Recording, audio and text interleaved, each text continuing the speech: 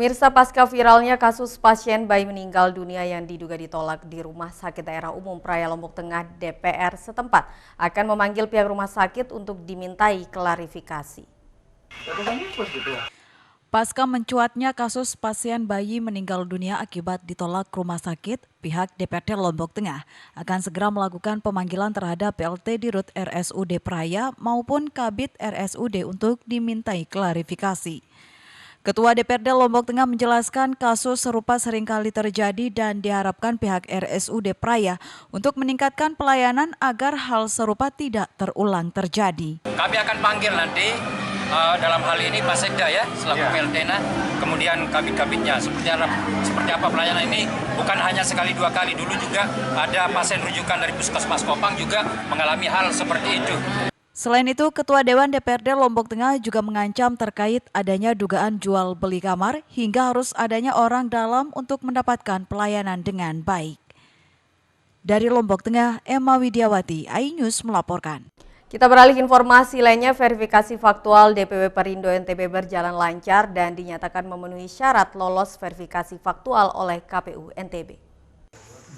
Tim KPU NTB melakukan verifikasi faktual terhadap DPW Perindo NTB dan kedatangan tim verifikasi faktual dari KPU NTB diterima Ketua dan Sekretaris DPW Perindo NTB.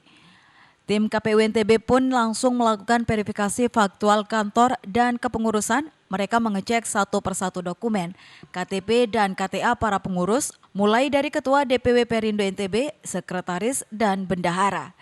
Setelah dilakukan verifikasi dan mencocokkan berkas selama 30 menit, Partai Besutan Haritanu Sudibyo dinyatakan lengkap oleh KPU NTB.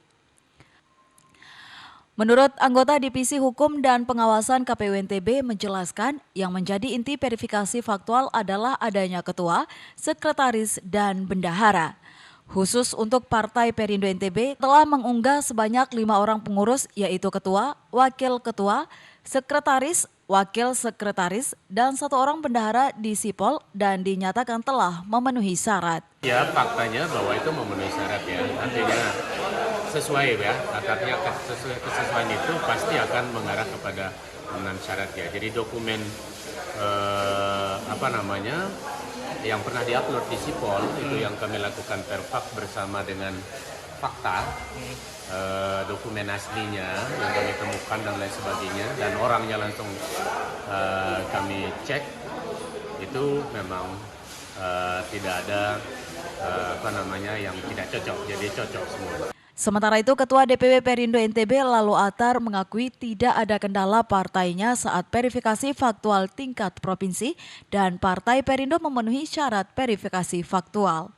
Ini kan tahapan sedang berlangsung, dimulai dari untuk di wilayah ya. Kita mulai dari provinsi dulu.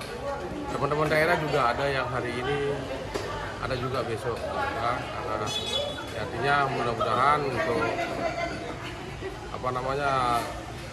verifikasi tingkat faktual pengurusan DPW dan kantor lainnya sudah memenuhi syarat. Insya Allah lah kita juga di daerah optimis untuk memenuhi syarat 10 kabupaten kota. Kedepannya DPW Perindo NTB berharap dalam verifikasi faktual tingkat kabupaten tidak memiliki kendala. Dari Mataram, Vinka Andini, iNews melaporkan.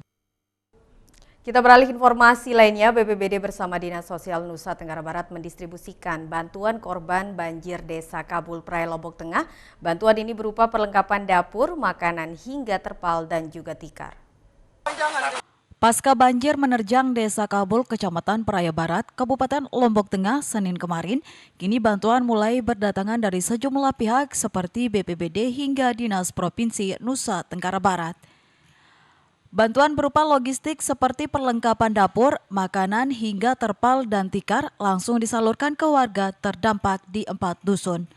Bagaimana memenuhi kebutuhan dasar dan mendukung aktivitas masyarakat ini supaya berjalan seperti biasa. Maka kita dropping bantuan-bantuan yang sifatnya untuk membantu dia dalam jangka pendek, misalnya footwear, kitwear, kemudian peralatan dapur, ada terpal, ada matras, ada makanan-makanan anak, untuk dia beberapa hari ini tidak berpikir untuk mencari makanan kemana. Tapi dia bisa membersihkan rumahnya, kemudian aktivitasnya yang lain bisa berjalan dengan baik. Jumlah warga terdampak banjir di 4 dusun Desa Kabul Praya Barat, Lombok Tengah mencapai 48 kepala keluarga. Antisipasi banjir susulan, warga dan pemerintah desa berharap Balai Wilayah Sungai segera melakukan pengerukan sungai agar air sungai tidak lagi meluap ketika hujan deras. Nah, kalau desa tetap minta dari instansi terkait termasuk BWS yang menangani masalah ini kan supaya ya diadakan pengerukan itu saja kalau desa. Karena dari sejak terjadinya banjir ini kan kita minta terus supaya diadakan pengerukan sama batu peronjongan. Berarti karena posisi tempat rumah warga yang sudah datar sama kali. Masyarakat dihimbau tetap waspada terhadap potensi cuaca ekstrim dalam sepekan yang dapat menyebabkan terjadinya bencana alam seperti banjir, tanah longsor, dan pohon tumbang di wilayah Lombok Tengah khususnya. Dari Lombok Tengah, Emma Widiawati, iNews melaporkan. Beragam informasi penting lainnya akan kami sajikan untuk Anda sesaat lagi. Tetaplah di iNews NTB.